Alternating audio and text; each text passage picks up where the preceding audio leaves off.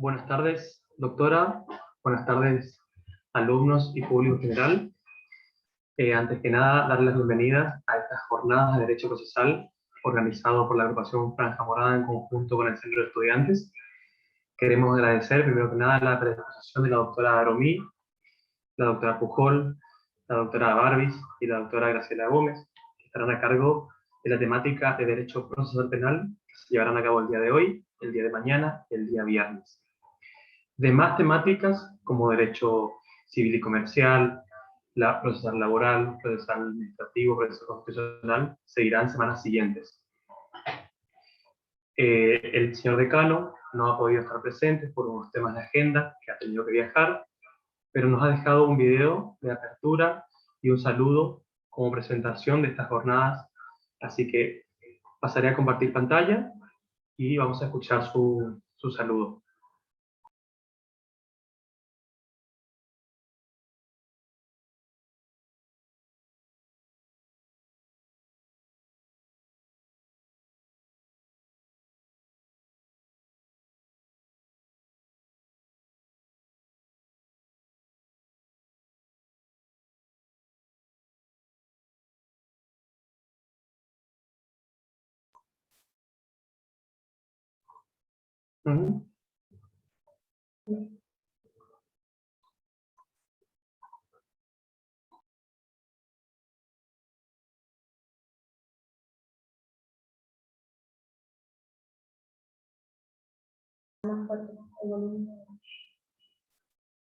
Es un gran honor participar en la inauguración de estas jornadas de Derecho Procesal que organiza el Centro de Estudiantes y la agrupación Franja Morada. Entiendo que las temáticas que se van a desarrollar a lo largo de todas las jornadas tienen que ver con el derecho procesal penal, con el derecho procesal civil y comercial, con el derecho procesal administrativo, con el derecho procesal laboral, con el derecho procesal constitucional. Son temáticas que están en nuestros planes de estudios y que se refuerzan con estas jornadas porque nos obligan a pensar y a expresar normas y procedimientos jurídicos vinculados con las temáticas procesales y que tienen mucho que ver con la defensa de los derechos humanos y de las garantías constitucionales y judiciales en todos los ordenamientos, tanto a nivel nacional como a nivel provincial. Nos obliga a repensar la tutela judicial efectiva y los controles para poner en plena vigencia los procesos judiciales en un contexto de la vigencia plena del Estado de Derecho y del sistema republicano. Entiendo, lo venimos sosteniendo en nuestra facultad, que el sistema jurídico es fundamental para construir un Estado de Derecho de calidad, con mayor número de bienes y servicios, con un sistema fiscal justo y comprensible, con adecuado manejo de las cuentas públicas de manera transparente, con políticas públicas que sean capaces de responder a la demanda de la ciudadanía, y también que exista la posibilidad de ir trabajando para mejorar y construir una justicia cada vez más moderna, más independiente, más transparente y más accesible a la ciudadanía. En ese contexto, entiendo que el compromiso fundamental tiene que ser la consolidación de este sistema jurídico, sobre todo en el ámbito procesal, y en ese punto nuestro país, como nuestras provincias aquí en la región nordeste, vienen trabajando en la elaboración de normas que modernizan los procedimientos y que también permiten tener un acceso a justicia mucho más eficiente. Particularmente, hoy nos toca inaugurar estas jornadas abordando la temática del derecho procesal en el ámbito penal, y acá creo que es fundamental poner el acento en la plena vigencia de los derechos humanos, porque es clave para entender un Estado de derecho constitucional y democrático. Las garantías penales se aprecian mejor cuando el aparato punitivo del Estado es puesto en marcha bajo el imperio de la ley, bajo la autoridad de la ley, y todo acto contrario, incluso aquellos que puedan involucrar algún sentimiento de una supuesta justicia de quien lo dictan o quien lo ejecuta, obviamente es una práctica que debe ser cuestionada cuando viola los derechos y las garantías constitucionales. Así que creo que pensar una justicia penal eficiente, ágil, efectiva, exige pensar en una profunda transformación de la cultura procesal que venga acompañada de un sistema jurídico, de normas que garanticen el fortalecimiento de los derechos humanos, el fortalecimiento de la investigación criminal, la reforma de la justicia de ejecución del servicio penitenciario para la administración correcta por parte de la administración, y también el cambio de la legislación penal sustantiva para dar protección a la víctima de delitos, para sistematizar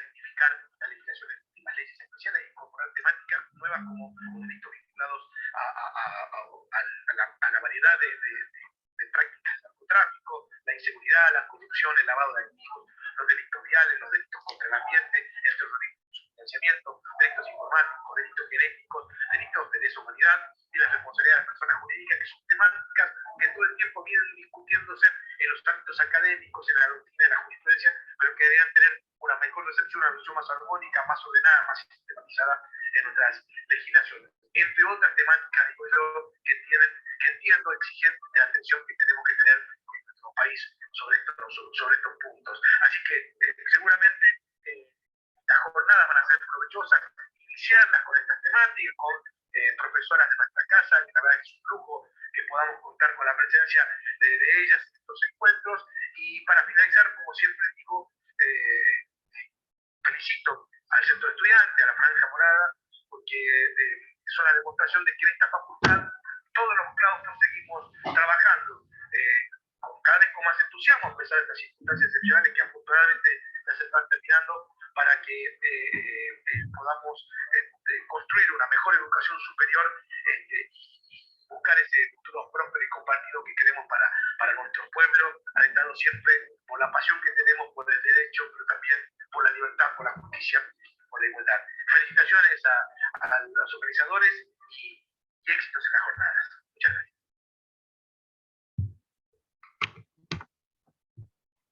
Bueno, estas fueron las palabras de inauguración por parte del decano, el doctor Mario Villegas, al cual agradecemos. Y bueno, ahora con estas palabras de apertura daremos comienzos a las jornadas de Derecho Procesal que organiza la Franja Morada. Bueno, es un gusto saludarlos. Perdonen, recién me habrán visto con el teléfono, pero esto pasa en la vida real, esta vida de turno, y entonces estamos con una emergencia, estamos de suerte, tenemos disponible ahora el trabajo virtual, así que puedo hacer las dos cosas al mismo tiempo, pero tenía que tomarme ese momento para dar algunas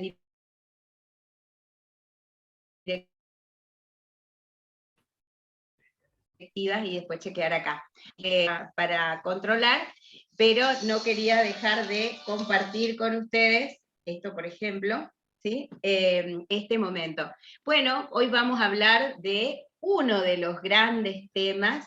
Le interrumpo, doctora. Centrales. Disculpe un ratito. Sí. Quería presentarla primero para que bueno. por ahí hay gente que no la conoce y que se está incorporando a la reunión. Bueno, más que nada agradecemos su tiempo porque, claro, está de turno y puso a disposición su tiempo para que nosotros los estudiantes podamos estar formándonos acá. Y bueno, para comentarles a todos, la doctora va a estar tratando el tema de procesos por audiencias y los desafíos de la litigación oral.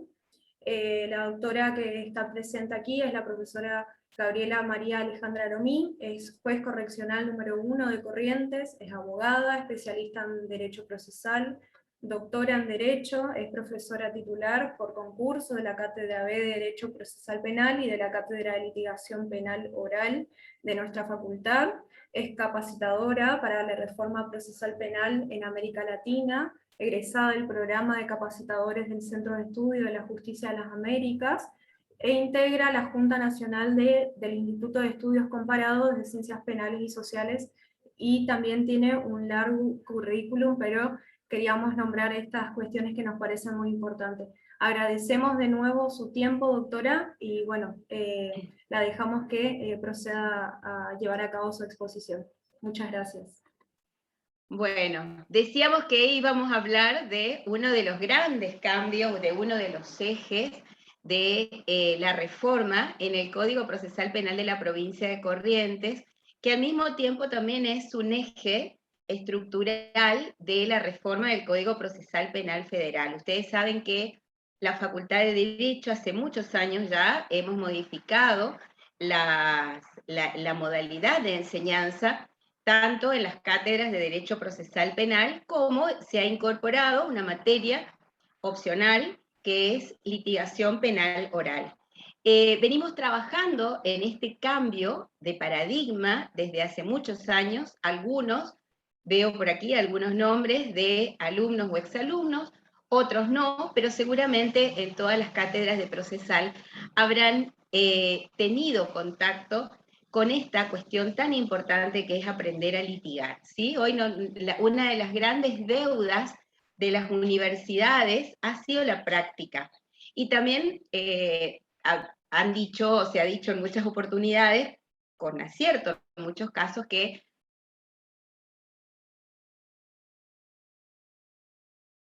responsables del mantenimiento de estos sistemas de justicia.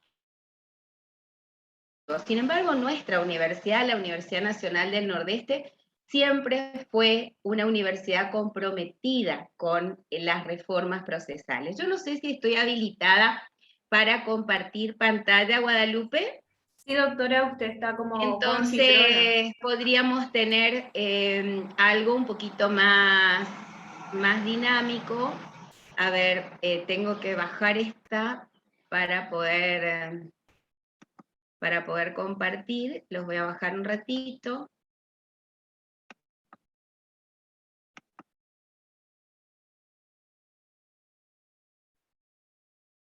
No sé por qué no estoy pudiendo compartir pantalla.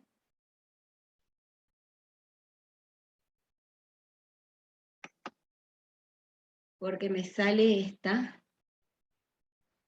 ¿Qué le aparece, doctora? No me sale mi escritorio, me sale esta pantalla. Ah, tiene que ir más abajo.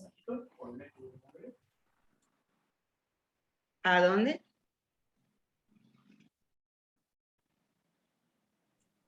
Tiene que ir bien. Una vez que pone compartir pantalla, ya le va a aparecer su escritorio. O sea. No me aparece. A ver.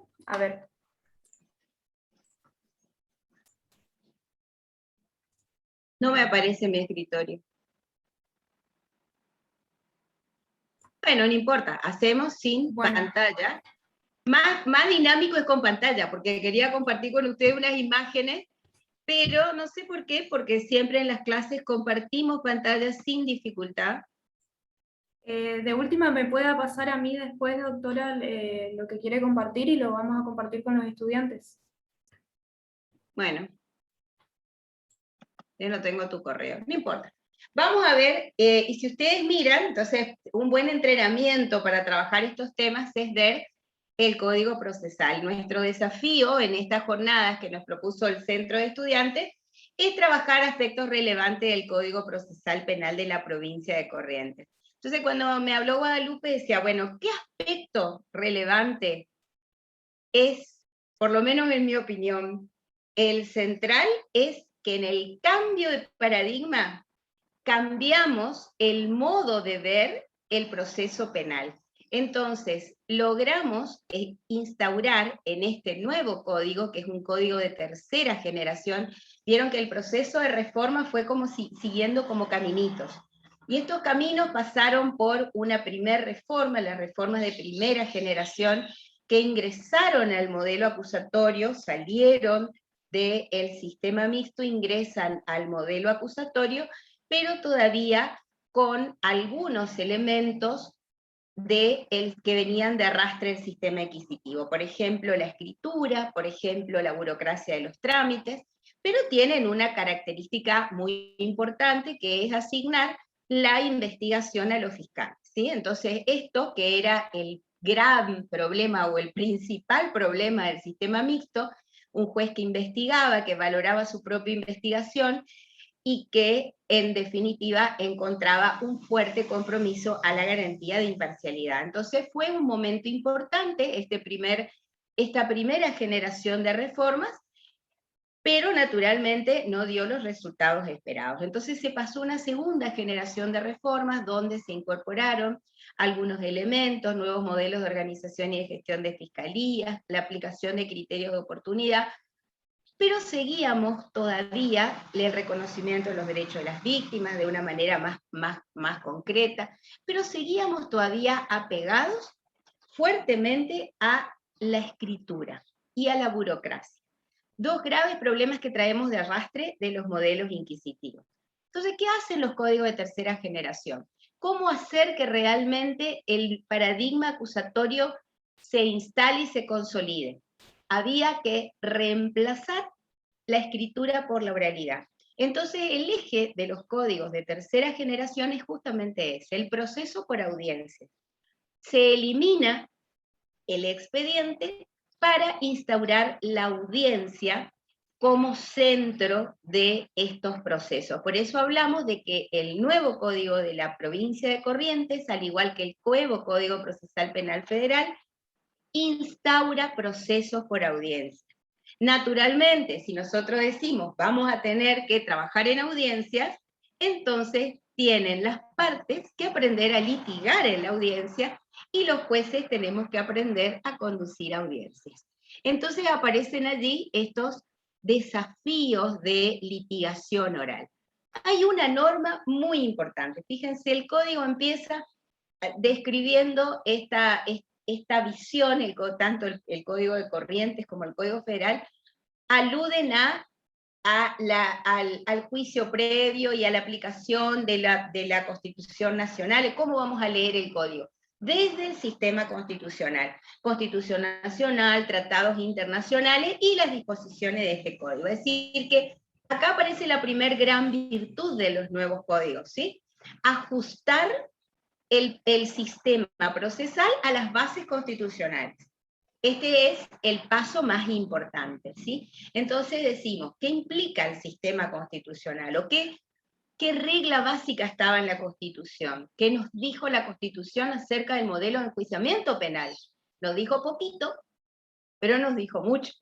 Porque más allá de las reglas del artículo 18 de la Constitución, de esta Constitución rica en el reconocimiento de los derechos y garantías de los ciudadanos, nos dijo, respecto del modelo de enjuiciamiento, que los juicios criminales deben ser por jurados. Y cuando dijo eso no implica que todas las causas absolutamente se van a tener que resolver en juicios por jurados, sino que las causas deben resolverse dentro del marco de un proceso acusatorio, porque el jurado responde al paradigma del modelo acusatorio. Y el modelo acusatorio es el que se corresponde en términos de política institucional con el modelo democrático. Entonces, si nosotros decimos cómo históricamente se sostuvieron los modelos autoritarios, porque tuvieron sistemas de justicia penal inquisitivos. ¿Cómo construir sistemas, consolidar las democracias? Implementando modelos acusatorios reales. Por eso, esto es un gran desafío, no solo en Argentina. Este es el nudo del proceso de reforma, construir sistemas de justicia penal que respondan a los modelos democráticos de nuestros estados. Entonces, esos modelos son los modelos acusatorios. Y en el modelo acusatorio, además del mandato del juicio por jurado, y en la antesala del juicio por jurado están los procesos por audiencia. ¿Qué es lo que busca, en definitiva, el sistema de justicia penal de acuerdo a la Constitución? La participación ciudadana y la transparencia en las decisiones judiciales. ¿Dónde se toman o dónde se deben tomar las decisiones judiciales en un sistema democrático? En una audiencia oral y pública.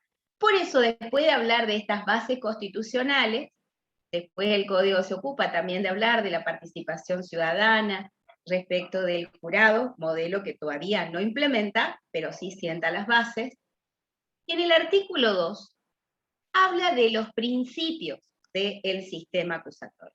Y cuando habla de estos principios en el artículo 2, fíjense que es mucho más puntilloso el nuevo código de lo que tradicionalmente decíamos cuando hablábamos del sistema acusatorio. El debate es oral, público, contradictorio y continuo. Si ustedes miran el artículo 2, van a ver que la lista de estos principios es más larga. Entonces se habla de la igualdad de partes. Naturalmente, para que exista igualdad de partes, tiene que existir imparcialidad del juez, que también el código se ocupa de establecer puntualmente las reglas que hacen a la garantía del juez natural y de la imparcialidad e independencia del juez. También el código, el artículo 2, alude a la oralidad Y la oralidad se instala como una garantía instrumental, dice Alberto Binder, porque es la que permite el funcionamiento de todas las demás garantías. La palabra es la expresión más natural del pensamiento, entonces la palabra expresada en un contexto de inmediación permite dar la transparencia que los sistemas de justicia necesitan para llegar y para ser entendibles por los ciudadanos. Por eso a la oralidad se adiciona este otro principio que es el de la publicidad. No se sostiene, ya no se pueden sostener sistemas de justicia donde la justicia se imparte en lugares cerrados donde no sabemos quién decide en definitiva, si decidió el juez, si decidió el relator, tenemos que poder tener transparencia. Y esa transparencia da la publicidad. Y la publicidad es una exigencia republicana. Una exigencia republicana que se incorporó en los modelos mixtos para el juicio oral, pero que ahora estos principios, lo dice el código, tienen que darse en todos los momentos del proceso. Esto implica además que se debe respetar en todos los momentos del proceso la contradicción de las partes. Estas partes en pie de igualdad tienen que tener la posibilidad de contradecir en términos reales para aportar información de calidad. Y esto debe darse en un contexto concentrado, no en la transmisión de escritos. Yo presento un escrito, el otro contesta una vista. Se concentran y las partes expresan sus argumentos y exponen sus posiciones en el marco de una audiencia. Entonces fíjense que en todos estos momentos yo estoy hablando del mismo dato. Todos estos principios solo pueden operar en el marco de una audiencia oral y pública, porque la audiencia permite esta contradicción, la concentración, la inmediación, por eso los códigos aclaran, el Código de Corrientes aclara, en la audiencia requiere la presencia real, física e ininterrumpida del juez y de las partes. Hay que estar en el mismo lugar, ¿para qué? Para asegurar esta inmediación. Y en la audiencia se aplica también este principio de simplicidad. En una audiencia hablamos más sencillo, hablamos más corto, hablamos más claro, y si no el juez nos va a pedir que aclaremos, que acortemos, porque es necesario, y este va a ser un deber también de los jueces. ¿Por qué? Porque es la responsabilidad del juez resguardar las garantías. Tenemos que volver a lo sencillo, a la rapidez, a la celeridad y a la desformalización. Yo no voy a estar, le corro vista, ahora atento a lo peticionado, no. ¿Y qué dice la defensa? ¿Qué dice? Entonces, esto se materializa exclusivamente, todos estos principios operan exclusivamente en el marco de una audiencia, y no de cualquier audiencia. No del concepto de audiencia que teníamos, que a lo mejor decíamos, bueno, la audiencia es la declaración del imputado, donde hay un montón de ficciones, donde los códigos decían, está presente el juez, están presentes, y en definitiva, la audiencia de declaración de imputado terminaba tomando o el empleado del juzgado o el empleado de la fiscalía en los códigos acusatorios de generaciones anteriores. Esta audiencia de la que nos habla el nuevo Código Procesal de la provincia de Corrientes es otra audiencia.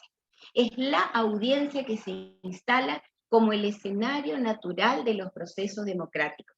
Y esta norma tiene una virtud enorme. Ataca a la matriz inquisitiva que está enquistada en los sistemas de justicia tradicionales, en América Latina, ¿sí? Porque es parte del bagaje inquisitivo que heredamos de la colonia que todavía seguimos cargando en nuestras mochilas. Entonces este artículo 2 ataca, decíamos, a esa matriz inquisitiva, que es el expediente. El modo que ha sido históricamente el modo de transmisión de la información. Entonces decíamos, todo lo que no está en el expediente no está en el mundo. Y todos teníamos que enterarnos de lo que ocurría, de qué se trataba una causa a través del expediente. Y el expediente petrifica el conflicto, el expediente está plagado de ficciones. El expediente muchas veces no nos dice lo que realmente es. Las actas que se plasman es lo que escribió el policía, o el empleado del juzgado, o el secretario de lo que dice que dijo el testigo, por ejemplo. ¿Sí? Y esto no es lo que se espera de un sistema de justicia transparente. Por eso cuando hablamos de audiencia, hablamos de una cosa muy diferente de ese concepto del que hablábamos en los sistemas de justicia que afortunadamente estamos despidiendo en la provincia de Corrientes. Entonces cambian los escenarios, que era la fotito que quería mostrarle, ¿no es cierto? Escenario y juzgado llenos de expedientes, de un montón de gente haciendo trámite, a un escenario diferente, mucho más sencillo, de un juez, un fiscal, un defensor, un imputado, quizá una víctima, reunidos en una audiencia oral y pública. Entonces la audiencia se instala en el corazón de estos nuevos procesos. Se erige como como constitucionalmente siempre debió ser, ¿sí? Como el escenario natural de los procesos que deben ser democráticos porque tenemos un Estado democrático. Entonces, el gran desafío de la reforma en América Latina es diseñar sistemas de justicia que permitan contribuir al fortalecimiento de las todavía frágiles democracias de América Latina. Y vaya si todavía no son frágiles nuestras democracias, ¿sí? Uno puede mirar y qué está pasando en otros países, y prácticamente nos pasa todo. Pero ¿por qué nos pasa lo mismo? ¿Por qué esto pasa en la Argentina? ¿Por qué esto pasa? Porque tenemos esa mochila y tenemos que desandar, ¿sí? Para los que están en el sistema de justicia, para los operadores del sistema de justicia es más complejo. Pero para ustedes, estudiantes de abogacía, es mucho más sencillo. Porque ustedes ya salen con un chip diferente. Porque ustedes ya salen preparados para litigar, porque ustedes ya salen preparados para trabajar en estos nuevos escenarios. Y miren, yo hoy estábamos en clase, y les decía a dos chicos que están en el curso de procesal, pero es una actividad que hicimos con el curso de litigación.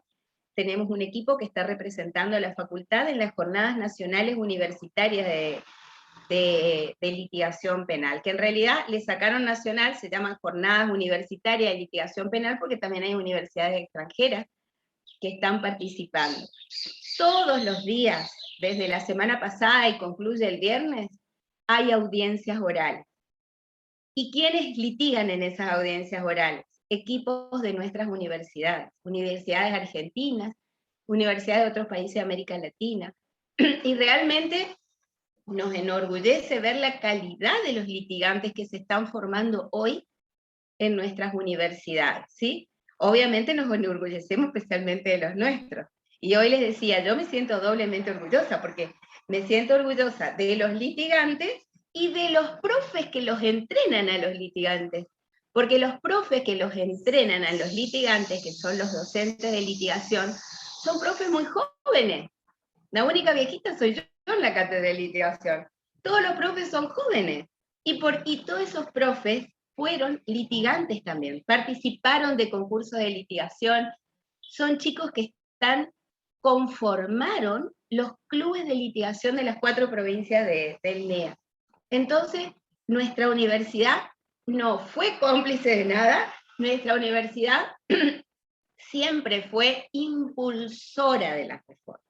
Los primeros proyectos, desde el primer proyecto de reforma integral del Código Procesal Penal, se hizo en la Facultad de Derecho, ¿sí? Allá por el 2004, miren. Y empezamos a trabajar en 1999, el siglo pasado. Empezamos a trabajar, y se hicieron un montón de comisiones y demás, siempre en la universidad, y siempre los docentes de la universidad formamos parte de esta actividad, y hoy estamos trabajando también en la implementación del nuevo sistema de justicia en la provincia. Entonces cuesta, a los litigantes, a los que ya están en los sistemas de justicia les cuesta más, para ustedes es más fácil. Entonces le va a costar a los que estudian con estas técnicas, pero se tienen que ir a vivir después otra vez a Misiones, a Formosa, y también Chaco ahora está reviendo, y va a entrar pronto, esperemos, porque ya está en estudio un proyecto de reforma del Código Procesal de Chaco, siempre están en reforma en Chaco, y ahora como para poder instaurar un proceso completo por audiencia. Porque en realidad, no todos los procesos, hoy decíamos, no todas las generaciones de reforma, solo la tercera, incorpora el sistema de procesos por audiencia en forma completa. Entonces, a ver, ¿qué significa? ¿O qué es un proceso por audiencia? Si tuviéramos que decir o definir esto de manera sencilla, podríamos decir que un proceso por audiencias se da cuando todas y cada una de las decisiones que debe tomar un juez se debe basar exclusivamente en la información que las partes le aportan en la audiencia. ¿Qué quiere decir esto? Que el juez antes de la audiencia no sabe lo que ocurre, ¿sí? Esto resguarda la garantía de la imparcialidad del juez y obliga a las partes a prepararse para darle al juez información de calidad para que el juez pueda decidir con justicia, ¿sí? ¿Cómo van a entregar las partes esa información al juez?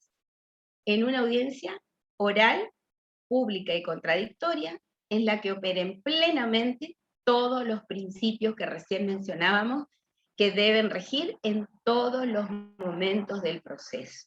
Entonces la audiencia se instala en el centro de la escena, ¿sí? Se convierte en el escenario, el lugar de trabajo de todos, donde va a ser la audiencia. Y esa audiencia tiene la finalidad de producir información. Y esa información es de muchísimo mejor calidad de la que uno puede encontrar en un expediente, naturalmente, porque no está petrificada, es el tiempo real la información que me dan. Y las partes dan información en un plano de igualdad y de contradicción, decíamos hoy. Entonces esto hace que la información que pasa por esa interacción de las partes, que pasa por el tamiz de la contradicción, sea una información de mejor calidad. Esto permite a los jueces tomar decisiones también de mejor calidad. Pero además la audiencia genera un entorno en el cual todas las partes pueden ejercer razonablemente sus derechos, y el juez debe velar para que esto sea así. Esto hace también a nuevas funciones de conducción que tenemos que aprender los jueces, y resguardar la publicidad, porque ese es uno de los principales objetivos, que es la búsqueda de dar transparencia a estos nuevos sistemas de justicia. Entonces, naturalmente, si yo digo, tenemos, cada vez que alguien quiera pedir algo a un juez, va a tener que pedir una audiencia. Entonces aparece el nuevo modelo de organización también. Los jueces ya no son el juez de garantía número 1, número 2, número 3, cada uno con su juzgado. Todos los jueces son iguales, tienen funciones, hay jueces con funciones de garantía, jueces con funciones de juicio, jueces con funciones de impugnación, jueces con funciones de ejecución, y quien le va asignando las audiencias a los jueces es una oficina judicial.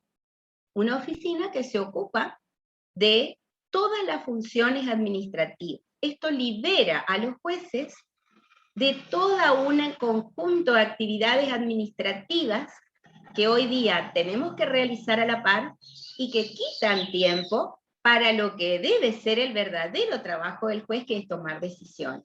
Entonces esto dinamiza el proceso, hace más ágil, hace más corto, hace más sencillo, fundamentalmente hace más transparente. Pero para que este proceso funcione, todos tenemos que aprender las reglas, ¿sí? Y no nos alcanza con saber el Código Procesal. Podemos saber de memoria el Código Procesal, pero eso implica que vamos a saber trabajar en el nuevo sistema de justicia. Entonces siempre comentamos, sobre todo en las clases de litigación, de un artículo que en general capta la atención mayormente del público masculino, porque es un artículo publicado por un profesor chileno, Andrés Weitelman. Lo pueden encontrar en internet, lo ponen así en Google, que sabe todo, lo ponen en internet y salta, ¿sí? La capacitación como fútbol. ¿Y qué dice básicamente el artículo de Andrés? Dice, yo puedo saber perfectamente las reglas de la FIFA, ahora puedo saberlas de memoria, de pe a pa, puedo recitarlas, pero ¿eso implica que sepa jugar al fútbol? A lo mejor sé de memoria la regla de la FIFA, o mañana me siento y estudio la regla de la FIFA, y me ponen en una cancha y no sé para qué lado pateo la pelota. Entonces comparaba esto con esta esta nueva modalidad de enseñanza, que es la que en realidad aplicamos en las clases de litigación y también en los cursos de Derecho Procesal Penal en la parte práctica, de la capacitación como un entrenamiento, porque estas destrezas y habilidades de litigación oral son destrezas y habilidades que se aprenden y que van mejorando con la práctica. Entonces, ¿cómo yo voy a mejorar en mi práctica de litigante? Practicando. Entonces, para eso, el profesor se pone en un rol de entrenador, de coach, ¿sí? Ahora está de moda el coaching, nosotros hablábamos de los coaches antes de que se ponga tan de moda el coaching, ¿no?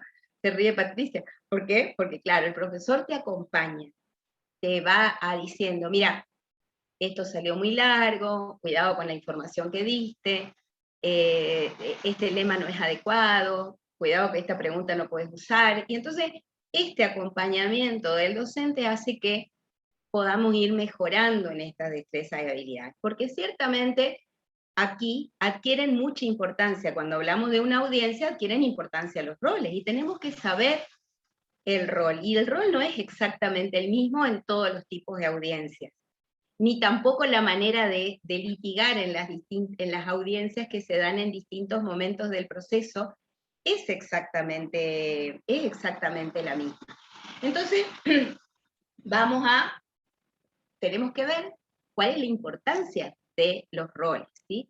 Entonces tenemos en audiencias previas al juicio, en audiencias de la etapa intermedia, y aún en las audiencias de impugnación, tenemos roles que pueden ser ocupados eventualmente por distintas personas. Entonces siempre al juez lo vamos a tener, porque el juez va a tener que decidir.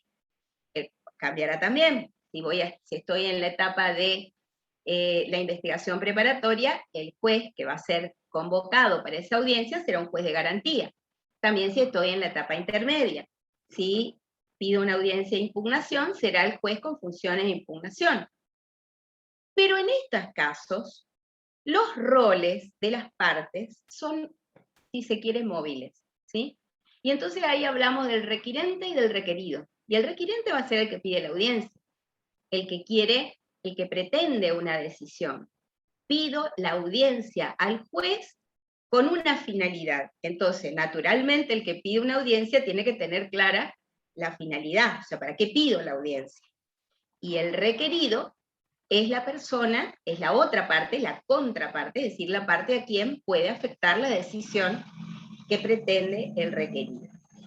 Pero esta suerte de triangulito que es móvil, porque eventualmente en la misma audiencia, de pronto el fiscal pide la audiencia con una finalidad, la defensa responde y después y el juez decide. Ya que estamos todos reunidos, la defensa introduce una nueva cuestión. Y en esa nueva cuestión se posiciona como requirente y abre un nuevo ámbito de discusión. Esto hace que esta suerte de movilidad de estos roles y la posibilidad de introducir en una misma audiencia varios propósitos, cada uno de los cuales tiene que ser resuelto en forma ordenada por el juez, le da a las audiencias una particularidad, una característica de las audiencias, que son multipropósitos o multifunciones, ¿sí? Entonces, naturalmente, tenemos que aprender a litigar en función de estos nuevos roles. Bueno, yo voy a tener que hacer un pequeñísimo corte, porque debo responder a una cuestión de turno, solo un momentito, y vuelvo con ustedes, ¿sí? Dale, doctora, la esperamos.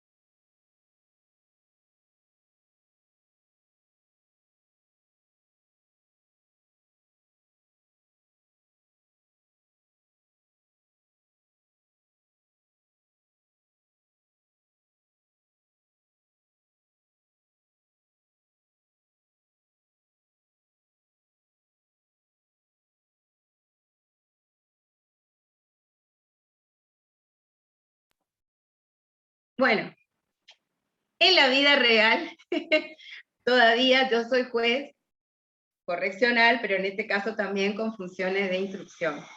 Y estábamos en el marco de un procedimiento del turno donde estaba interviniendo un negociador, otro de los grandes cambios y tan importante, ¿no? Buscar ver al sistema de justicia penal como un instrumento de pacificación.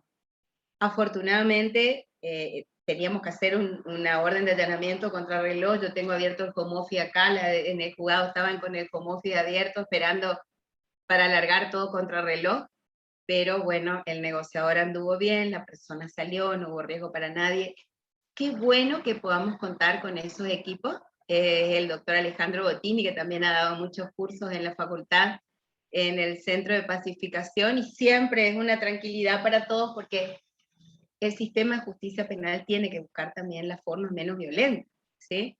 Entonces no se trata nomás de dar una orden y que vaya la policía y actúe, sino de la búsqueda de estas herramientas pacíficas. Así que bueno, le dije a Alejandro, tuve que cortar una charla, pero voy a comentarles a los chicos porque también es muy valioso saber estas cosas que no saben, porque siempre lo que se escucha del sistema de justicia, todo lo malo nomás, ¿no es cierto? Pero hay muchas cosas buenas que se hacen en forma silenciosa y que se trabaja para cambiar, para mejorar. Bueno, esta es una de ellas, así que bueno, no quería dejar de compartirlas con ustedes. Pero vamos a volver al trabajo que tenemos que hacer, ¿sí? Entonces, el que es requirente, si yo pido una audiencia, tengo que saber para qué pido, porque aparte la audiencia es oral, pública, se filma, ¿sí? Y eventualmente en la audiencia va a estar mi cliente también. Entonces, y hay público también en la audiencia. Entonces, no podemos pasar papelones, tenemos que prepararnos para la audiencia. Entonces, el requirente va a tener que precisar su requerimiento. Señor juez, esta defensa solicita la suspensión del juicio a prueba, ¿sí? Se trata de un caso en el que le aportamos información, ¿sí? Y por lo tanto, aun cuando excede el máximo punitivo, supera los 3 años de prisión, el criterio amplio breve, argumento, ¿sí? ¿Qué hace la contraparte? Mi contraparte, si el requirente era la defensa, la contraparte va a ser el requerido, ¿sí? Entonces el requerido va a ver y va a trabajar, y en este tipo de audiencias incluso tenemos que ver a quiénes traemos, ¿sí? Porque si vamos a hacer si la defensa, y ahí no me va a dejar mentir la doctora Patricia Bardi, porque si la defensa va a pedir una suspensión de juicio a prueba, la defensa va a tener que venir con su defendido, ¿sí? Porque el juez le va a pedir, va a hablarle al defendido para que exprese su consentimiento de acceder a esta salida alternativa. ¿Y el fiscal vendrá solo a la audiencia o tendrá que contactarse con alguien antes? Entonces, esto aparece con un nuevo rol y un nuevo perfil de los fiscales. El fiscal representa el interés general de la sociedad, pero también el interés de las personas que acceden a justicia, víctimas o damnificados, y entonces esas personas vienen a la audiencia también representadas por alguien, aun cuando no se hayan constituido en querellantes, ¿sí? Naturalmente, si tienen un abogado, vendrá también el abogado querellante. Entonces, ¿qué harán? Dependerá de la teoría del caso de cada uno, de la estrategia que haya adoptado, y eventualmente entonces el requerido podrá oponerse o quizás consentir. Sí, estamos de acuerdo, pero, y ahí aportamos información adicional. Y entonces se discute en el marco de una audiencia, por ejemplo, cuál es la mejor regla de conducta para poner, para que sirva, y se puede escuchar a las partes. Jamás eso se puede dar a través de un expediente que petrificó el conflicto, porque el conflicto cambia, y eventualmente hasta puede ocurrir que los protagonistas hayan resuelto su conflicto. Y entonces la vía no será la suspensión, ni será una conciliación, y la causa termine, ¿sí? Entonces hay distintos tipos de audiencia. Una audiencia donde vamos a discutir una medida de coerción, por ejemplo, y ahí, ¿quién va a ser el requirente? Si el que pide una medida de coerción, va a ser el requirente. Entonces el requirente será el fiscal pide una medida de coerción y argumenta por qué. Y después la defensa espera su turno. Y al momento de decir, señor juez, no es cierto que mi defendido tenga antecedentes penales, tiene una causa abierta, pero le ampara la presunción de inocencia. Tampoco es cierto que va a eludir la acción de la justicia, no tiene ni una posibilidad de hacerlo, y tampoco hay argumentos para que usted piense eso, porque él voluntariamente concurrió al llamado de la justicia, etc. Entonces, ¿qué va a hacer? Va a aportar información y eventualmente dirá, si el temor de la fiscalía es el peligro de fuga, mi defendido puede presentarse cada semana ante la fiscalía y además se compromete a no ausentarse de la ciudad, si estamos en una zona fronteriza, bueno, a que se le retengan su documento de viaje, su pasaporte. Se buscan alternativas. Esto jamás puede pasar en el intercambio de escritos que se daba en el sistema anterior. Entonces, esto es un valor inmenso que tiene la audiencia. Entonces, esto es lo que permite la verdadera contradicción. Como el juez no sabe nada, ay, pero ¿qué hace entonces el juez? Tiene muchas tareas el juez. Y tiene, así como las partes tienen que aprender a litigar, los jueces tenemos que aprender muchas cosas nuevas también. Tenemos que aprender a conducir audiencias, que no es nada chiquito tampoco, ¿sí? Tenemos que tener una escucha activa, porque no sabemos antes de la audiencia qué es lo que ocurre. Entonces tenemos que tener la escucha activa, tomar notas, ir buscando la información, eventualmente si no entendí algo, podré preguntar. Si tengo una parte muy activa y la otra que está calladita, pocada ahí, que no dice nada, dígame, señor fiscal, ¿esto es así? ¿Se presentó voluntariamente? Y sí, señor. Entonces, vamos validando la información para asegurar la contradicción y para verificar la información que las partes dan. Naturalmente, el juez tiene que mantener el orden, la disciplina en la audiencia, que nadie eleve el tono de voz. A mí me ha pasado en algunas audiencias que tuve que decirle a las partes, miren, vamos a dar una consigna para todos. En esta sala nadie puede utilizar un tono de voz más elevado que el mío. Y entonces se quedan en el molde, porque está el que quiere gritar o que cree que sus argumentos van a tener mayor peso porque grita, y esto no es así. Tenemos que asegurar el respeto, el decoro, porque además estas audiencias son públicas y tenemos que resguardar la publicidad, aprender a resguardar la publicidad, a cuidar la dirección, la conducción de la audiencia. Y a veces hay gente que se quiere quedar a vivir en la audiencia y la audiencia tiene que tener un tiempo para que se puedan ejercer todos estos derechos, pero a su vez para que no incida esto en el funcionamiento del sistema de justicia, porque aparte la oficina de gestión ya va a diseñar una audiencia y va a prensar un tiempo para la audiencia y no podemos ir más, no podemos estar 2 horas con una audiencia que es una audiencia para, por ejemplo, una salida alternativa, ¿sí? Entonces, pero la tarea principal del juez viene después que termina la tarea de las partes, porque el juez tiene que decidir en forma motivada en la misma audiencia. Cambia también el modo de registración, porque ¿cómo se registra eso? En un video. Y la parte dispositiva naturalmente se registra porque es la que va a quedar documentada y va a integrar la documentación procesal junto con el video de la audiencia. Porque además de ese video y de esa decisión podrá alguna de las partes solicitar una impugnación, ¿sí? Podrá impugnar esa decisión en los casos que se traten de decisiones impugnadas. Para que este trabajo se pueda hacer, tenemos que aprender a litigar, y el primer desafío de litigación de las partes es la de diseñar su teoría del caso. Entonces, estas herramientas básicas, mínimas de litigación, que estaban pensadas y las venimos enseñando desde hace años para la litigación penal, son aplicables también a la litigación civil y comercial, de familia.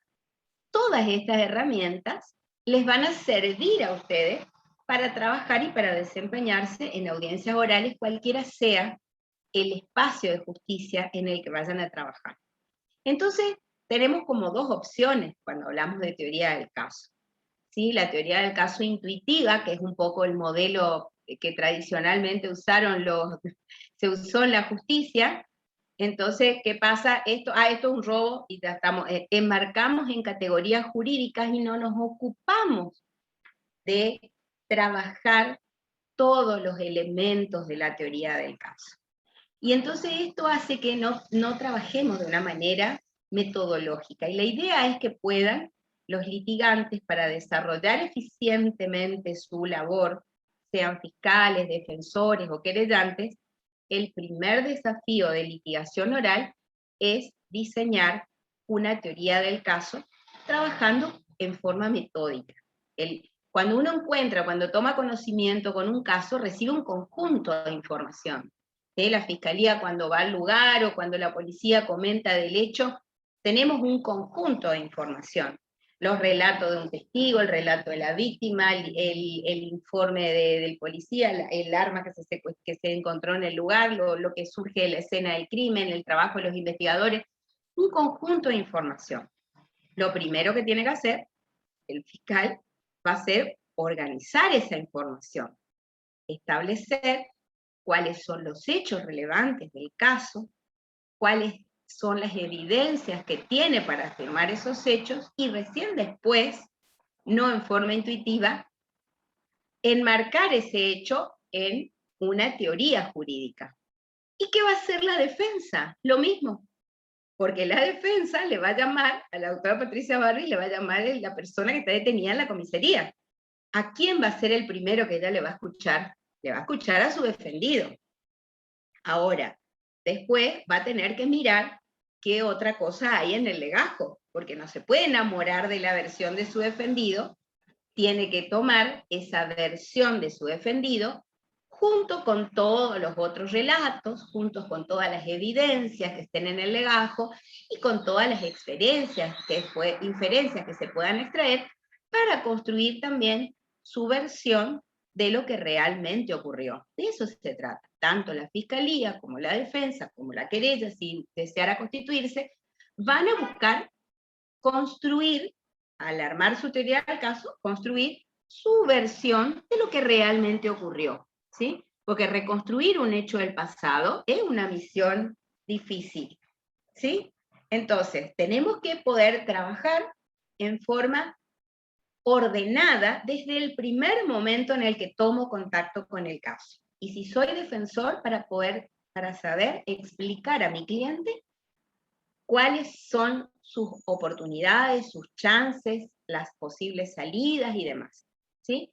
Entonces, para construir la teoría del caso, si quisiéramos definirla así en forma muy general, la teoría del caso, podríamos decir, fíjense, vamos a hacerla en el primer momento de la investigación. Yo soy el fiscal y estoy pensando que enfrente está Patricia y que Patricia es buena, entonces ella va a tratar de hacer el mejor relato que pueda. Entonces yo tengo que también hacer el mejor relato.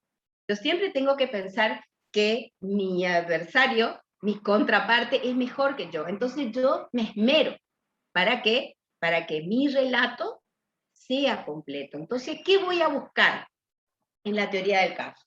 Y podríamos decir que la teoría del caso es la suma articulada de todos los relatos creíbles que se podrán escuchar en el juicio. Miren escuchen en qué momento miro yo. Todos los relatos creíbles que se podrán escuchar en el juicio. De toda la evidencia material que se podrá exhibir y convertir en prueba en el juicio. Y de todas las inferencias que se puedan extraer. Yo preparo mi teoría del caso mirando el juicio. Esto que dicen Mayer, Binder, Cafferata, toda la centralidad del juicio. Aunque muchas veces no voy a llegar a un juicio. Pero preparo mi teoría del caso pensando en el juicio, ¿sí? Entonces yo, sobre la base de esos elementos, voy a construir el relato más creíble, ¿sí? Voy a tratar de construir un relato claro, completo, cómodo, coherente, fundamentalmente un relato creíble. Para eso yo tengo que tener como litigante muy claro cuáles son los hechos de mi caso. incluso desagregar estos hechos, ¿sí? En lo que llamamos proposiciones fácticas. ¿Para qué? Porque yo cada proposición fáctica yo voy a tener que relacionar, por lo menos, para que sea creíble, voy a tener que sostenerla en una evidencia o en una inferencia, por lo menos, ¿sí? Yo no puedo afirmar un hecho que no voy a poder corroborar con ningún elemento objetivo. Entonces, cada tramo de mi relato tiene que estar vinculado, sostenido por una evidencia o por una inferencia. Si tengo más de una, en buena hora, cuanto más fuerte sea mi proposición fáctica, mejor. Pero yo no voy a poder incluir en mi relato nada que no pueda sostener, por lo menos en una evidencia o en una inferencia. Entonces, sobre la base de esas columnas, ¿sí? Voy a trabajar metódicamente, me voy a armar un cuadro de trabajo, ¿sí? Hechos, evidencias, teoría jurídica. Entonces, voy a desagregar el hecho, el día tal a tal hora. ¿En qué evidencia apoyo esto? En el video que se obtuvo del lugar, en la declaración del denunciante. Después, Mateo entró al domicilio de Claudia, ubicado en tal lugar. ¿Cómo sé que Mateo entró al domicilio de Claudia? Porque contó Claudia, porque Delia, que es la vecina de Claudia, vio que Mateo entró al domicilio. Entonces voy armando, son como piecitas de rompecabezas que yo voy a ir trabajando, punto por punto, trabajo metódico, organizado. Eso me va a permitir construir después una teoría jurídica que sea sólida. Entonces los hechos relevantes del caso van a ensamblarse con los elementos de la teoría jurídica. Resulta que en este relato que armamos, resulta que Mateo entró a la casa de Claudia y le sacó un televisor a Claudia, ¿sí? Como Claudia lo vio, Mateo, para sacar el televisor, la empujó, la tiró al piso, y se llevó el televisor. Entonces, voy a tomarme el tiempo para trabajar todos esos elementos para decir, Mateo, ¿qué hizo? Cuando se llevó el televisor, apoderamiento. Ilegítimo. No estaba permitido que él haga eso, que entre a la casa de Claudia y que le saque el televisor de cosa mueble, televisor, ajena, el televisor era de Claudia, y además ejerció violencia al hacer. ¿Por qué? Porque la golpeó a Claudia. Entonces, tenemos unidos estos elementos. Yo tengo clara entonces mi teoría jurídica y sobre esa base yo puedo proyectar el caso. Entonces, cuando resulta que Guadalupe, que es la abogada de Mateo, va a hablar con Mateo y le va a contar a Mateo, mira Mateo, tenemos la declaración de Claudia, la declaración de Delia. En la casa de Delia había una cámara y te filmaron llevando el televisor. Aparte se hizo un allanamiento en tu casa y se encontró el televisor. En definitiva, Mateo está en el horno, Mateo. Entonces, a ver, proyectamos el caso. Mateo, este es tu primer hecho. Hay salidas alternativas, pero estas salidas alternativas implicarían que vos algo tenés que hacer. ¿Sí? Y vamos pensando en esta proyección del caso, ¿qué pensamos primero? Las alternativas, ¿sí? El sistema penal es la última ratio. Entonces, ¿cuándo va a funcionar? Cuando las alternativas no funcionen, cuando vamos a seguir el proceso. Capaz que hay alternativas, capaz que se plantea una suspensión de juicio, Mateo ofrece una reparación, cumple una regla de conducta, capaz que no la golpeó, y entonces, si no la golpeó y era solamente un hurto, capaz que con una reparación Claudia está conforme, y hay una reparación y la causa se cierra, porque resulta que Mateo era amigo de Claudia en realidad, y ese televisor, bueno, entonces pueden aparecer otros ingredientes. Todo eso, ¿dónde se ve? Se ve en una audiencia, ¿sí? Pero para que esto se vea en la audiencia, las partes tienen que saber las opciones. Entonces, el abogado tiene que saber, y el fiscal, cuando nos vamos a una audiencia, pide la suspensión de juicio la Guadalupe como abogada de Mateo, ¿sí?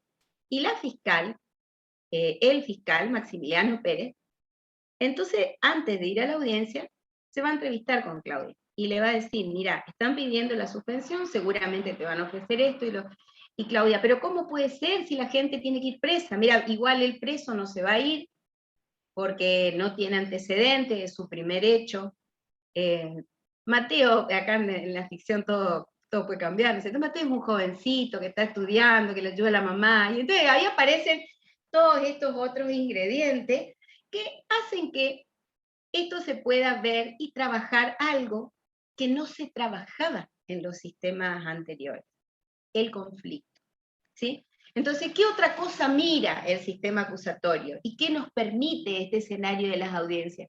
Ver el conflicto primario, el conflicto que tiene protagonistas reales, el agresor, el agredido, y un conflicto que ocurre en una comunidad, y los conflictos impactan en las víctimas y en la comunidad con intensidades distintas. Entonces dependerá del impacto, aparecen estas vías alternativas. Entonces por eso nuestro sistema de justicia tiene un montón de opciones alternativas, ¿sí? Criterio de oportunidad, salidas alternativas, que son lo que llamamos estrategias compositivas, ¿sí? Pero hay casos donde necesitamos litigar, donde tenemos que litigar, donde el fiscal va a tener el deber ante la sociedad de litigar, ¿sí? Entonces, esos casos tienen que, el fiscal tendrá que poner el mayor esfuerzo y trabajar para realizar una investigación eficaz, va a tener que documentar en un legajo que tiene el deber de compartir con la defensa, a la par la defensa. El sistema espera defensas activas, es decir, defensas que no se conformen con el imputado se abstiene y no digo nada para que pruebe el otro, como a la vieja usanza, diríamos, como decía el maestro Caferata, en virtud de la presunción de inocencia, el defensor puede tranquilamente sentarse cruzado de brazos en el juicio esperando que la fiscalía destruya la presunción de inocencia. Ahora, pensando de este modo, hoy día esto sería una afectación a una garantía judicial mínima que es la defensa efectiva. Entonces los defensores tienen que asumir defensas efectivas. Entonces tenemos que buscar la mejor opción. A veces la mejor opción es, y bueno, vamos a hacer un acuerdo y nos vamos a un juicio abreviado, a un juicio abreviado pleno, un juicio abreviado parcial, a un acuerdo directo, un juicio directo. ¿Por qué? Porque tengo pocas chances y puedo obtener una mejor situación para mi defendido. O me voy a un juicio y litigo, ¿sí? Y cuando me voy a un juicio y litigo, preparo mi mejor teoría de caso, porque cuando ya tengo la decisión de llegar a un juicio, entonces ahí aparece un momento nuevo, un momento nuevo. Un momento de donde el fiscal, que ya decide llevar un caso a juicio, hace la acusación. ¿Sí? ¿Por qué? Porque tiene elementos. Todo lo que ocurre en este tiempo de la investigación, todo es búsqueda de información. No se produce prueba, salvo las contadas excepciones que el sistema prevé de anticipo jurisdiccional. Durante la investigación no producimos pruebas. Producimos sí evidencia, información, que el fiscal tomará como base para dar seriedad a la acusación, ¿sí? Que formula. Y esa acusación se controla en un momento especial. Aparece entonces una etapa que no estaba antes, que no está tampoco en los sistemas acusatorios de generaciones anteriores, que es la etapa intermedia. Esto que Alberto Binder postulaba hace muchos años y decía, necesitamos un filtro, porque la decisión de llevar a juicio a una persona a quien el Estado presume inocente es una decisión trascendente. Entonces tiene que ser controlada. Y ese control se da en el marco de una audiencia, nuevamente, ¿sí?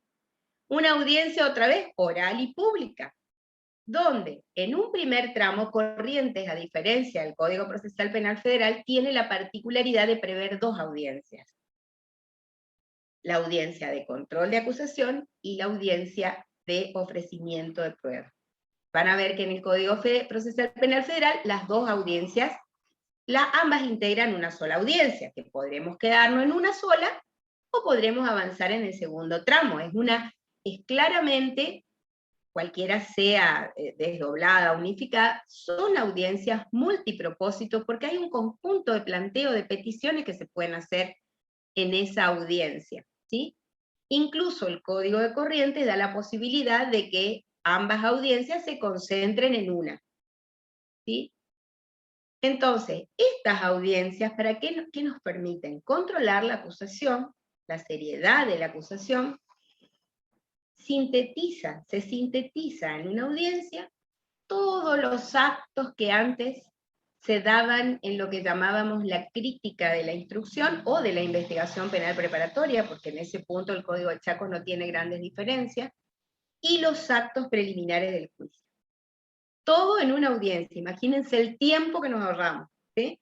Pero a su vez, la calidad de respuesta que se da, porque surge la respuesta de una decisión judicial imparcial, dada en una audiencia oral y pública, ¿sí? Se puede controlar la acusación, se pueden plantear excepciones, se pueden impugnar actos, se plantean nulidades, y es la última oportunidad para proponer salidas alternativas, resolver o plantear, en definitiva, todas las cuestiones previas al juicio. Vamos a suponer que la defensa no tenía elementos para oponerse a la acusación, y estas son cuestiones que hay que litigar, porque no vamos a producir prueba tampoco en esta audiencia, porque no es para eso. Entonces, si el juez advierte que el fiscal tiene un caso, bueno, vaya y pruebe en juicio si puede. En definitiva, no va a ser más que eso.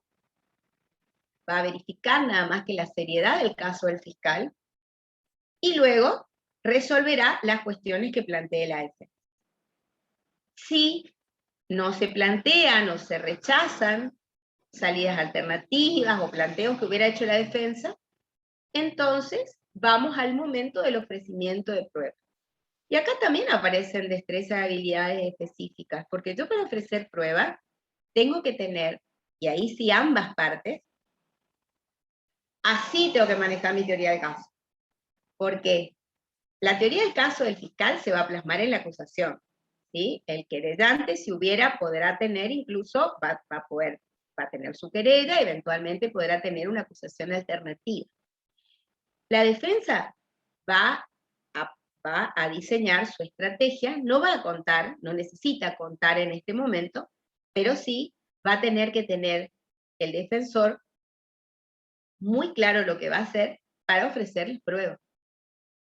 Entonces, aquí aparece un momento muy importante, donde el juez de la etapa intermedia le va a invitar incluso a las partes, les va a ayudar a pensar, porque es un juez de garantía, no es el juez que va a intervenir en el juicio, si existen convenciones probatorias. A ver, siempre hay un conjunto de hechos que no son controvertidos. Entonces, si esos hechos no son controvertidos y las partes no discuten, entonces se pueden escribir como convenciones probatorias. Y esas convenciones probatorias se anotan, ¿sí? Y son parte van a integrar el auto de apertura a juicio, que es el instrumento que va a redactar el juez, con la acusación que fue admitida, que incluso, miren, hasta se puede corregir la acusación. Antes, en los sistemas anteriores, el requerimiento tenía un problema, un error en una fecha, y era nulo en nulidad absoluta, ¿sí? Ahora se advierte el error, se corrige el error, y queda la acusación corregida. Imagínense porque en definitiva, lo que la defensa necesita es que esa acusación sea clara. Entonces también a la defensa le va a interesar que ese hecho quede redactado de manera clara, porque esa es la llave que va a abrir el juicio. Eso es lo que se va a discutir en el juicio. Y tampoco eso podrá ser diferente, esa acusación tampoco podrá diferir de la formalización de la investigación, por el principio de congruencia. Otro aspecto que tendremos que controlar en la audiencia de control de acusación. Entonces, en el ofrecimiento de prueba, las partes van a tener que ofrecer la prueba en forma muy clara. Terminan, y los nuevos sistemas de justicia no permiten la incorporación por lectura. Entonces ya se tienen que olvidar de la incorporación por lectura del acta de Fojas 4. Si alguien dice, señora juez, yo pido la incorporación por lectura del acta de Fojas 4, me opongo, dice la defensa, el acta no se puede incorporar. Es cierto. ¿De qué se trata el acta de Fojas 4? Encima, en los juicios reales, actuales todavía, de los viejos sistemas de justicia, y aún algunos, con la honrosísima excepción de los juicios por jurado en el Chaco, todavía, aún en el Chaco se siguen incorporando por lectura pruebas, ¿sí? Y la palabra que más se escucha en un juicio oral es la palabra foja. Castellano antiguo, la gente, y el imputado, ni la víctima, no va a entender qué es foja. Entonces, esto se destierra, ¿sí? ¿Cómo voy a ofrecer la prueba? Pensando en lo que voy a hacer en el juicio. Entonces yo voy a ofrecer a los testigos. Yo no voy a ofrecer el acta de la denuncia, yo voy a traer al denunciante para que declare, ¿sí? Entonces, lo que va a valer es ¿podré usar la denuncia? ¿Podré usar como declaración previa para refrescarle la memoria a mi testigo? ¿O para marcar contradicción si estoy contraexaminando? Pero no voy a incorporar por lectura. No voy a incorporar por lectura el acta de secuestro, voy a incorporar el celular que se secuestró. Y esto va a ser prueba material, pero yo lo voy a tener que ofrecer y lo voy a tener que introducir en el juicio a través de un testigo, ¿sí? Entonces cambian las reglas. Yo todo lo que ofrezco tengo que motivar para qué. Este es el celular que se utilizó para enviar los mensajes de WhatsApp. Este es el celular, el arma, el revólver que se encontró en la escena del crimen. Entonces vamos explicando, ¿sí? Y se van a terminar esos juicios interminables también. Patricia se acuerda muy bien de un juicio que duró más de un año, los juicios de los jueves, ¿sí? Declararon no sé cuántos testigos, y muchos de los testigos venían y no, yo la verdad que no sé nada. ¿Para qué lo trajiste si no sabe nada? Porque era también una práctica, traíamos todo lo que declararon en la instrucción o en la investigación preparatoria, le traemos acá. ¿Para qué? Para que se siente, no, yo no sé para qué me traen. Entonces, eso se destierran. Entonces, en la audiencia de ofrecimiento de prueba, ofrezco como testigo, sí, este testigo, porque es el vecino que va a acreditar la posesión efectiva. Bien. Después, el testigo B va a acreditar la posesión efectiva. Bueno, el testigo vecino del otro lado. Después, este testigo va a acreditar la posesión efectiva. A ver, ¿cuántos testigos me va a traer para la posesión efectiva? Entonces, vean cuáles son los más relevantes y aporten eso, ¿sí? No voy a traer 40 testigos para acreditar lo mismo. Voy a trabajar, pero no lo vamos a hacer en forma arbitraria, no impertinente y saco lo que se me ocurren de la lista. Le vamos a dar a las partes la posibilidad de que cada parte elija sus mejores testigos para probar cada tramo del hecho que afirme, ¿sí? Entonces, y si se trata de un perito, bueno, los peritos de la fiscalía van a ser peritos que vienen, integran cuerpos de la fiscalía. Y la defensa que no tiene cuerpo todavía, pobre defensa. Entonces, si va a traer un perito de la defensa, va a tener que decir, bueno, va a tener en la audiencia de control, va a tener que decir, este perito es un experto, es un médico, recibido en tal, y el informe, ¿y de qué va a declarar? Sobre el mismo tema, y el informe, y va a tener que revelar, ¿sí? ¿Por qué va a tener que revelar? Porque lo vamos a resguardar ya en este momento la igualdad de actos. No vamos a trabajar con sorpresa en el juicio. El juicio no es una instancia de investigación, sino de prueba, ¿sí? Entonces ahí vamos a probar. Yo tengo que tener en claro, cuando ofrezco la prueba, cómo voy a presentar. Si yo tengo un arma para introducirla, voy a introducir a través del oficial que realizó la investigación.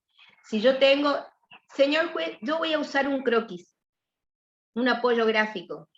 exhiba el apoyo gráfico, la contraparte, sí, no, pero este croquis acá las medidas están mal, corregimos, todo corregido, este es el croquis que se va a usar, ¿sí? Todo. Entonces el juicio va a ser transparente, y saben que ese auto de apertura, que va a tener el hecho, la prueba admitida, las convenciones probatorias, eso es lo único que la oficina de gestión le va a dar al tribunal de juicio. Nada más. No va a tener ni la radiografía, ni la fotocopia, ni el resumen del expediente, cosa que hoy todavía algunos usan, y que conspira contra la imparcialidad. Ahora no se va a poder. Entonces, en el juicio oral, también las reglas cambian, ¿sí? ¿Y cómo empieza un juicio oral? Ya no empieza con la posibilidad de que las partes planteen otra vez cuestiones previas. Empieza el juicio oral, el juez le da la palabra al fiscal para que presente su caso. No va a poder leer la acusación, va a presentar su caso. Va a tener que usar destrezas y habilidades para utilizar la información. En la presentación del caso o alegato de apertura, el litigante va a tener que construir en forma refleja con el alegato de clausura. Pero lo importante se va a producir en el medio, porque lo que prometa acá, en la presentación, tiene que probar en el juicio para que pueda usar en el alegato de clausura. Entonces, estas destrezas y habilidades son específicas, son nuevas, y es importante que se puedan trabajar, ¿sí? Y que se puedan practicar. Y seguro van a ir mejorando con la práctica, ¿sí? En el medio, las partes van a producir la prueba. Y la prueba se produce de manera transparente. Entonces ahí aparecen las destrezas y habilidades para producir información. El examen directo, que es el examen que realiza el litigante al testigo que propuso. Y este examen va a realizarse ante la mirada atenta de la contraparte, que a su turno va a contraexaminar, ¿sí? El contraexamen y las objeciones, que es el modo en el que las partes se controlan mutuamente en relación a las preguntas que se van formulando a los testigos para evitar que las preguntas sean capciosas, engañosas. Estas objeciones y el contraexamen encierran la lógica de la contradicción. Es decir, ese principio de contradicción abstracto se baja a la realidad, opera a través del contraexamen y de las objeciones, ¿sí? Decíamos, no podemos incorporar por lectura el acta de Focas 4. Yo voy a incorporar el revólver que se secuestró en la escena del crimen. Entonces voy a introducir la prueba material a través de un testigo. Cuando esté declarando el investigador, nos va a contar el procedimiento que hizo en la escena del crimen, lo que secuestró. Y nos va a contar que secuestró un revólver, 3 vainas servidas, un paquete de cigarrillos, bueno, lo que se haya secuestrado. Usted, entonces le dejamos que declare. Después, señor, usted nos dijo que secuestró un revólver. ¿Usted nos puede describir ese revólver? Sí, efectivamente, era un revólver calibre tal, de tales características. Si yo le muestro, ¿usted podrá reconocer ese? Por supuesto. Entonces el litigante, ordenado, que tiene en su mesa de evidencia el arma, va a sacar, le va a mostrar a la contraparte, y se va a acercar a el testigo. Le va a mostrar, el testigo por favor obsérvelo, ¿puede reconocerlo? Sí, efectivamente, este es el revólver. ¿Y cómo lo reconoce? Y porque mire, tiene la descripción que yo le di, es de este calibre, pero además acá arriba, mire, tiene este rótulo que da cuenta de la cadena de custodia. Esta firma, la primera que está acá, esa es mi firma. Cadena de custodia. ¿Cómo mejora la calidad de la información? Todos ven y también la información aumenta en su calidad porque se trabaja con seriedad, ¿sí? Eso busca el sistema acusatorio. Decíamos, hoy yo no voy a ofrecer como prueba la denuncia, yo la voy a traer a la denunciante, y la denunciante me va a contar. Y resulta, yo soy la litigante, yo soy el fiscal y le estoy preguntando a la denunciante. Y hay un tema muy importante. ¿Qué le dijo? Me insultó. Bueno, pero ¿qué palabras le dijo? Y me insultó, como siempre me insultaba, y no me dice la palabra. Dice, yo quiero la amenaza, tengo que saber qué palabra le dijo. ¿Sí? Entonces, señora, ¿usted se acuerda que declaró antes? Sí, por supuesto. ¿Ante la fiscalía declaró usted o ante quién? Sí, ante la fiscalía. ¿Y eso cuándo fue? No, y ese mismo día. ¿Usted recordaba bien lo que pasó ese día? Claro, por supuesto, era ese mismo día. Ahora me podría olvidar algo, pero eso, ese día. Si yo le muestro su declaración, usted podrá reconocerla, sí. Le mostramos a la contraparte, pero ahí ya va a marcar nomás el litigante esa parte, donde dice, me dijo que me iba a quemar la casa y que me iba a matar a mí y a mi hijo. ¿Es lo mismo que diga me insultó? No, yo quiero que el testigo se acuerde de eso, porque eso es relevante, porque el juez no sabe lo que ella dijo antes. Entonces le subrayo esa parte, le muestro a la parte contraria lo que le voy a mostrar al testigo, y después me acerco al testigo. Señora, ¿puede mirar esta declaración? Sí. Vea si es la declaración que usted me dice que hizo ante la fiscalía. Sí, efectivamente. ¿Y cómo sabe? ¿Por qué dice usted que eso declara? Acá está mi firma. Bien. ¿Puede leer para usted en voz baja? Pues yo estoy queriendo que refresque la memoria a mi testigo. ¿Esta partecita que le marqué acá, que le subrayé? Sí. Ah, cierto. Lo que usted me está preguntando, lo que él me dijo. Sí, no, me dijo lo que siempre me decía, pero puntualmente me dijo que iba a quemarme la casa, que me iba a matar a mí y a mi hijo. Refrescamos la memoria, ¿sí? Ahora, ese mismo procedimiento se puede usar también para marcar una contradicción en un contraexamen.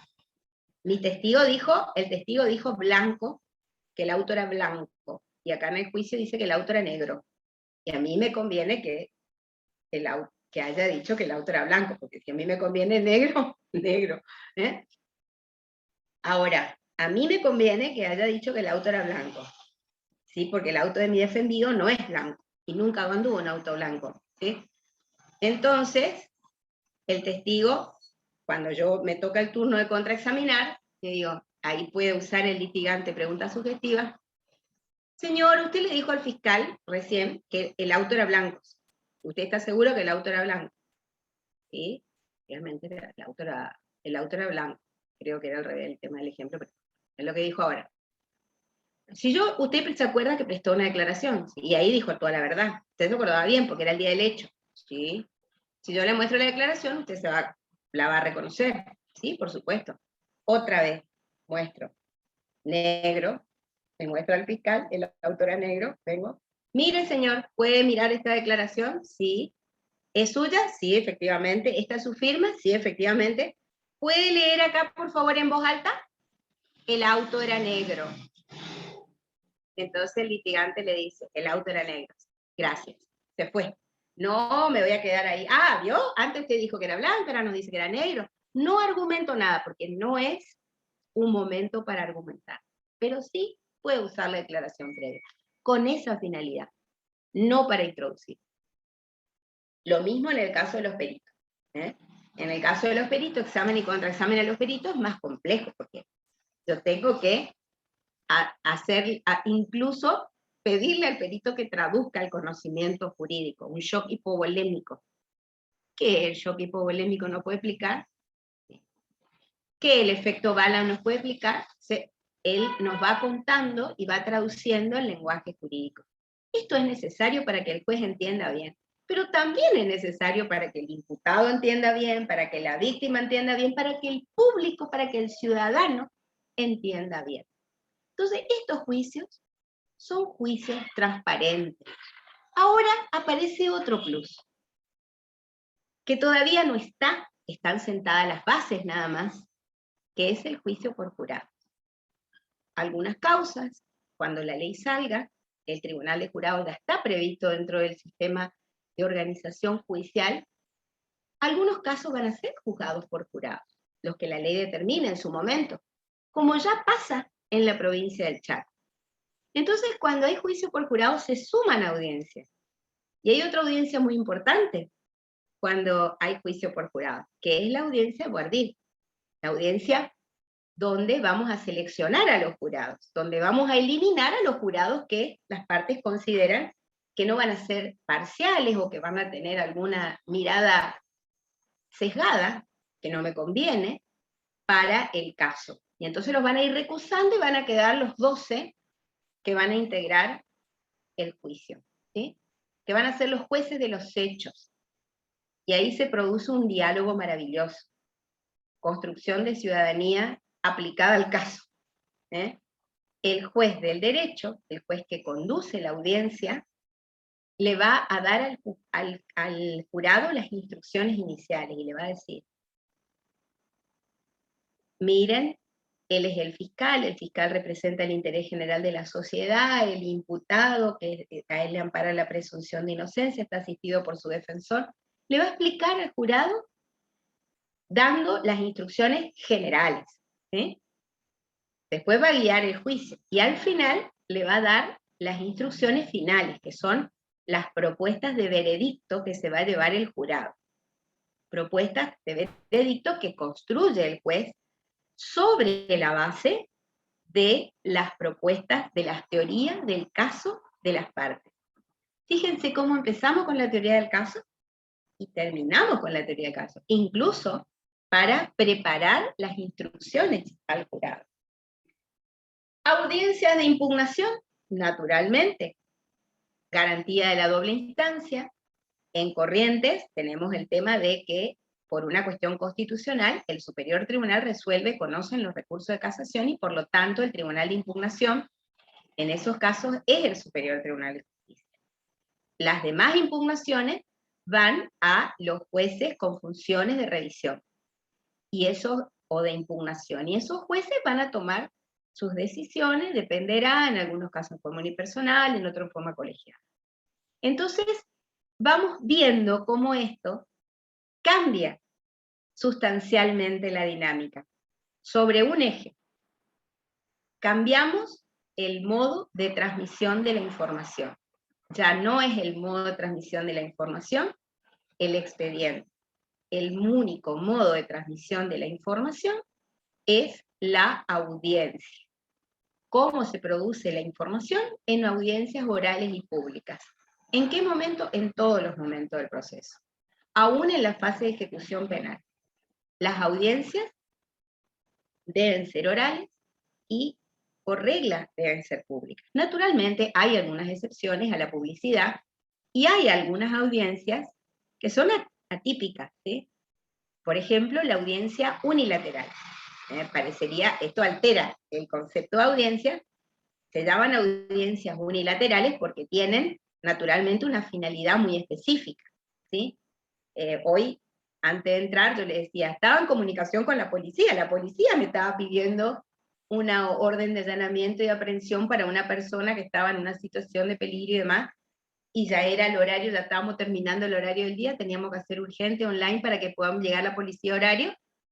Afortunadamente el negociador intervino, no hubo necesidad, pero si hubiera sido necesario, para eso se ponen todos los recursos para hacer. ¿Sí? ¿Pero con quién me manejé? Con la policía. ¿Cómo va a ser en un nuevo sistema de justicia? El fiscal tiene que pedir una audiencia unilateral. Ay, pero eso va a demorar, porque hasta que se pida, no. Me puede pedir por una videollamada, ¿sí? En los juzgados ya tenemos los telefonitos que tienen el Cisco y que registran, graban la audiencia, ¿sí? O se puede grabar por la computadora. Entonces se graba la audiencia. Entonces, en vez de que me pida la policía, el que me va a pedir es el fiscal. Y es el fiscal el que me va a tener que contar, perdón, estoy en clase, ya voy.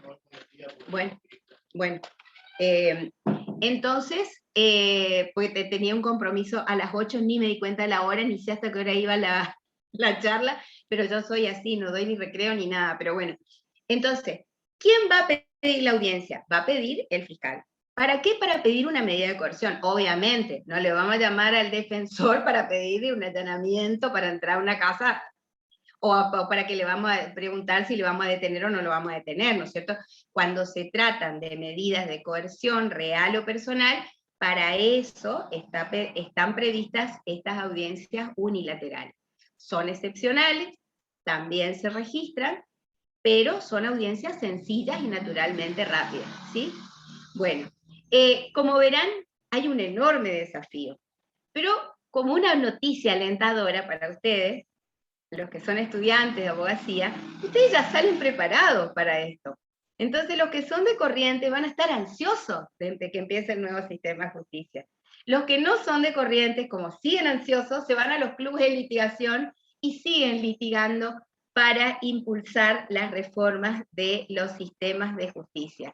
Entonces somos protagonistas de enormes cambios, y el desafío que se propuso la universidad es el de formar abogados para el cambio, por prepararlos para ser abogados en contextos de cambio, para que sepan litigar en los códigos que tienen, los que son de Misiones, los que son de Formosa, los que son de Corrientes y todavía están en la primera circunscripción, pero que van a avanzar inevitablemente, antes, después, un poquito más tarde, en estos nuevos sistemas de justicia que van a requerir de estas destrezas y habilidades de litigación que aportamos ya desde la enseñanza de grado, que naturalmente continúa en posgrado, pero por esta razón, por la importancia que tiene la enseñanza para estos procesos de cambio, cuando me dijo Guadalupe tenía 20.000 cosas. Miren, estaba en clase, siguieron los chicos, mi equipo docente, por suerte un equipo docente fantástico,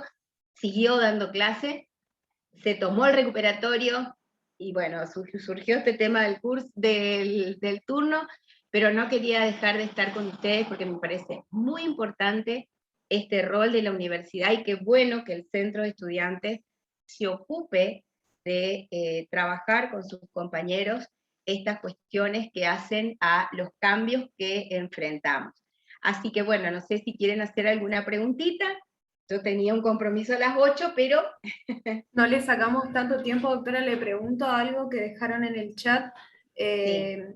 Una compañera, parece que se pregunta, ¿se puede aportar pruebas en el juicio que no se hayan presentado en instrucción ni en proceso? Mira, primero que ya no hay más instrucción. Primero que ya no hay más instrucción, hablamos de investigación preparatoria. Las pruebas se ofrecen en la etapa intermedia. Solo en situaciones extremadamente excepcionales, cuando aparezca como por ejemplo, de la declaración de imputado, alguna cuestión que no haya sido dada, podría pensarse en alguna situación de una prueba nueva que aparezca como sorpresiva. Pero el juicio no es una instancia de investigación. El juicio es una instancia de prueba. Nos vamos a probar. No debería pasar, porque si las partes trabajan metodológicamente, si hacen su teoría del caso, si controlan sus pruebas, si las ofrecen de manera adecuada, no debería aparecer en el juicio la necesidad de una prueba nueva, ¿sí? En situaciones extremadamente excepcionales, podría darse la situación si surgiera la declaración del imputado, por ejemplo, ¿sí? Y no había modo de que el defensor la conozca antes. Bueno, doctora, no le queremos robar más su tiempo y queremos que pueda ocuparse también de sus cosas. Muchas gracias de verdad por ocupar este tiempo, por brindarnos este tiempo para que podamos seguir formándonos como profesionales, como futuros profesionales. Justamente cuando pensábamos en este tema de suma importancia y actualidad, era este enfoque que le queríamos dar de que nos estamos por recibir en un nuevo sistema, en una nueva modalidad, y que, bueno, que tenemos que pensar desde el centro de estudiantes qué tipo de profesionales también queremos desde nuestra casa de estudios. Así que muchísimas gracias por su tiempo, doctora, muchísimas gracias a los presentes, y nada, siempre esperamos poder tenerla para dar estas charlas. Muchas gracias Guadalupe, muchas gracias a todos los que estuvieron en esta charla, estuvimos compartiendo, lástima que eran pocas preguntas, y ya nos tenemos que ir, pero bueno, esto mañana continúa con un tema también muy importante de ejecución, que va a estar Patricia, que es de nuestra cátedra, y también otra colega de la cátedra C, y bueno, y después Graciela, así que afortunadamente hoy día ya las 3 cátedras del procesal tenemos la misma metodología, y enseñamos de la misma manera, lo que también unificó el modelo de enseñanza de la materia de Derecho Procesal Penal, y naturalmente queda abierto a todos el espacio especial de la Cátedra de Litigación. Nuestra universidad ha sido una de las primeras universidades que tienen una cátedra de litigación, no todas las universidades lo tienen, y además tenemos salas de litigación, salas de audiencia. Esto que podamos dar clase en una sala de audiencia tiene un valor enorme, porque realmente es motivador, y porque esto también permite formar a los abogados en el escenario en el que van a trabajar en los sistemas de justicia que se vienen. Así que bueno, un placer acompañarlos, y bueno, cuídense mucho, y hasta cualquier momento. Hasta luego, doctora, hasta luego a todos, muchas gracias.